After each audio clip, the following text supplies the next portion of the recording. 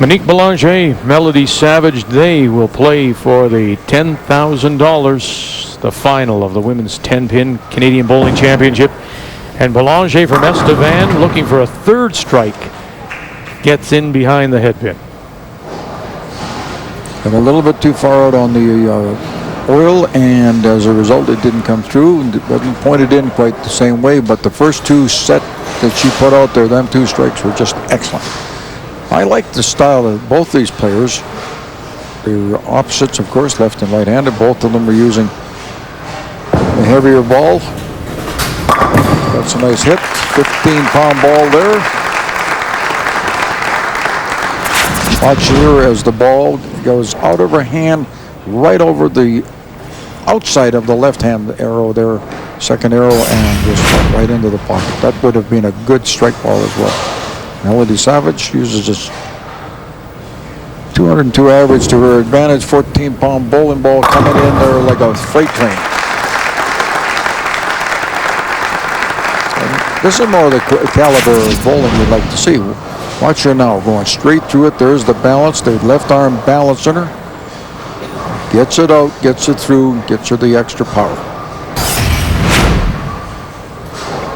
So Melody Savage down by 10 through 2, but she has the strike up in 3.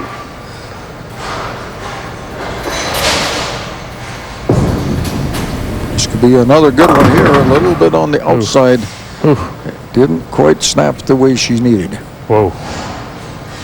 Comes in really light on that head pin. It's too far up on the right hand, the 3-pin area. Are you never, as much as these top bowlers play, and they've seen everything, as we've mentioned, are you not sometimes still surprised by the way the pins fall and what's left? Well, particularly if you put a good ball out there, and I've seen one of the best bowlers. Hey, that is an excellent shot. That is a tough spare. One of the greatest bowlers that we had in Canada a while back, and I'm talking 30 years ago, was a man called John Allaby. And John Allaby was on 11 in a row. 12 gives him a perfect game. And this is when it really was something to do, a perfect game. On his last ball, he leaves up the 5, 7, 10. Now this is a man that just put 12 strikes in a row. So you never know. Nothing surprises you. 4-7 left up by Monique Belanger. Interestingly enough, both bowlers, Melody Savage had to come through that 2-frame roll-off against Jill Freeze after bowling a 150, tying Freeze.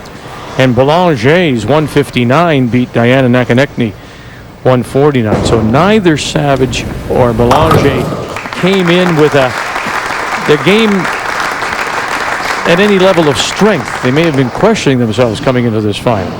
Well, and you start thinking, well, what do I do? What do I change? You know, the strangest thing I've ever seen is in a championship match, and it wasn't on television, one of our best bowlers, one of the men, who used a 16-pound bowling ball, rolled the ball down, the ball stopped on the lane.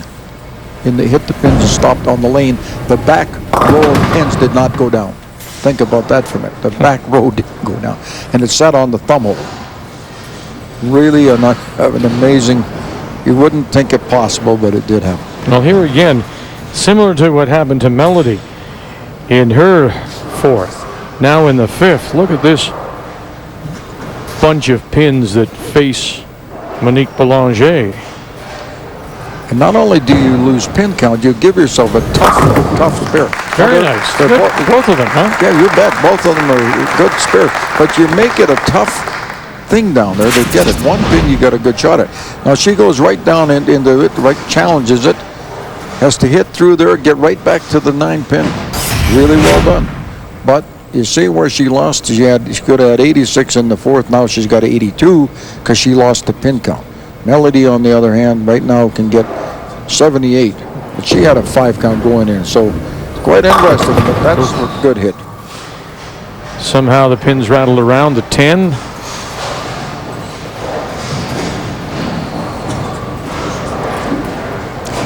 Pin up on the right-hand side there, but the tips are 77 to 82, so she's only down 5 pins because of the poor count that Monique had. So both bowlers have had marks in every frame. The difference being that extra strike really for Monique Belanger when she opened with a couple. So 5 pins to Belanger, both bowlers with spares up in 5.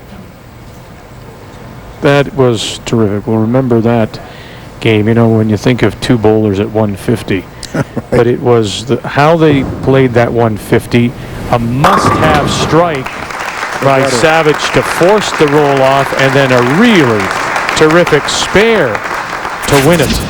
Well, and that's what the experience shows you and shows up. And this is another example of it here, because the ball has the pins don't have a choice. The ball's determined that it's going to go right through there. She's been bowling, as it shows up there, 18 years. Strong pair of hands, both of these women.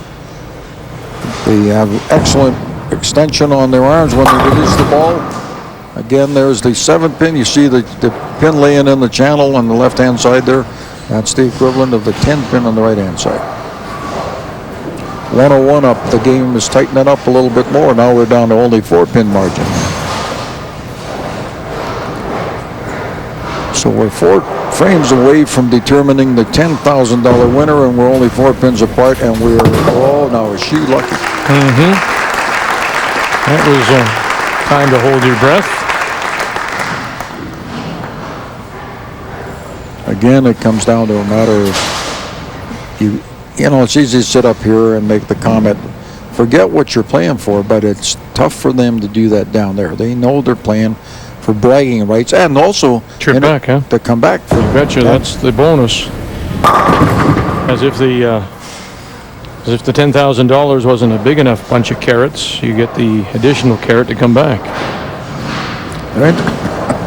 Interesting enough, you could buy some carrot diamonds if you win this $10,000. Some carrots, yes, with a K, or maybe tattoos. It could be too, yes. You certainly made an adjustment there to get that 7 pin down a lot better than the first time there that she shot out. Well, now we have a 97, and we got 120 up in the 6th, and a strike up here. The key here is Melody has the strike. She hasn't been able to put together 2 strikes. Monique had her double in 1 and 2, and then spared since. Well, Melody could take a pretty good jump here if she gets this strike here, because it's the right time to do it, but not that way. Now another tough spare. She made one earlier. We've seen Belanger do one, make one. He's got the margin down to 3 pins, providing that she picks this spare up. It's a deception down there, because you don't realize how far that pin in the back is. That 8 pin back there is quite a ways away. Pins are a foot apart, center to center, in the form of a diamond. And now you've got to see her extend all the way through, which is exactly what she did. So now there's a margin of 3 pins difference in the 6th frame. Melody, the one down by 3 pins. She's just chipping away at that thing. Really, nobody's taking control of it yet. Because in the 3rd frame, she was down 8 pins. And just by the way the game played out, now she's sitting with 3 pins difference. Had a strike on this lane at the last time up, so let's see what happens with it.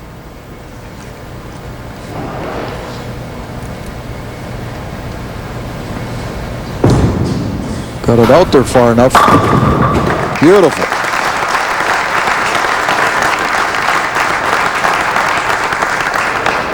Well, this year's Canadian Bowling Championship is brought to you in part by Car Crazy. If you like classic cars, visit www.carcrazy.ca. You'll see some of the world's best. Carcrazy.ca. Needs this one. She got it. Terrific. So we're going to go down the stretch here.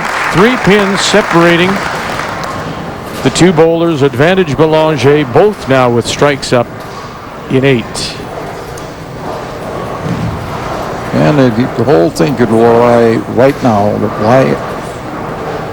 Lie on the one that gets a strike here, because you're in the anchor frame coming up, the 9th frame. more speed. If she hit the target, no, she didn't. Hitting the target there would have put her in good shape because she had a. Now she has a difficult spare. She has to get back there to the 9-pin in the back row. Can't afford to miss the head pin. She's got to hit the head pin and carry the ball has to carry everything through here. Tough for the pins. Take a look at the pin reflections on the floor. And if we can get the camera, just stay right there. Watch what happens, and because when it gets down there, you want to see it hit there and keep right there. It was a great shot. And you can watch the reflections on the pin down there, and you can see what happens with it. She's not only your commentator, now you're a director too. You're just taking over. I'm trying to learn. Watch this all the way through. There you are. When you're bowling here, as Melody is, and you need a strike to keep going for that $10,000. Yep. A strike here gives her a pretty good jump. Yeah, it gives her a good pin count here. Looking for her first double. Gonna get it? No. 4. Won't go.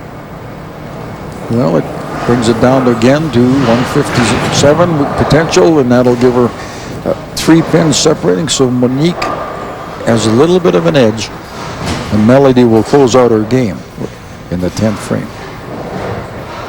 207, 210 potential. So this at least is a good matchup for the bragging rights. So there's the spare. We're separated still by just the 3 pins. Monique Belanger from Estevan.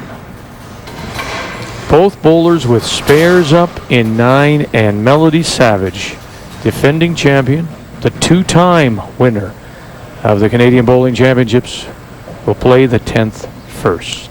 Now the fact of the matter is Melody is on the ropes because she needs to get, in order to force the issue, she needs definitely a mark. At least a spare or a strike to keep things going and force Monique to do the same. Oh, that 10. Well, if she can pick this up,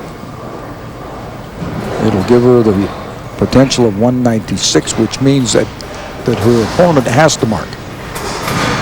And we know and we've seen the problems that these 10 pins can give the right-handers. Desperate now, needs it, and will get it. All right, now she has a 196 potential, which means that Monique would have to mark, and it could be again 199, only a 3-pin difference. So Monique has the advantage. Now, would you rather be on the bench sitting there having the lead, or would you rather be? I think I'd like to set the pace. Set the pace. Right. You come and get me. Oh, again misses the tap. So it's a 195 for Melody Savage. And the defending champion will sit and wait as Monique Belanger from Estevan steps up. We're in the going to clean it out here a little bit, clean everything right off with all the pins, hopefully for her. Now here's a difficult shot. This is not over by any stretch. Oh boy. She needs to cover, convert the split. Because if she doesn't, we have an issue. It's a must-have. Simple as that. Must have the spare. Must have it. No way. She lost the title on that shot. Wow, wow, wow. Melody Savage is the 3 times in 4 years she has won the Canadian Championship, and maybe none more dramatically than this one. Sitting on the chair and watching Monique Belanger miss the difficult split spare, and she wins it 195-187. Melody Savage is the champion again.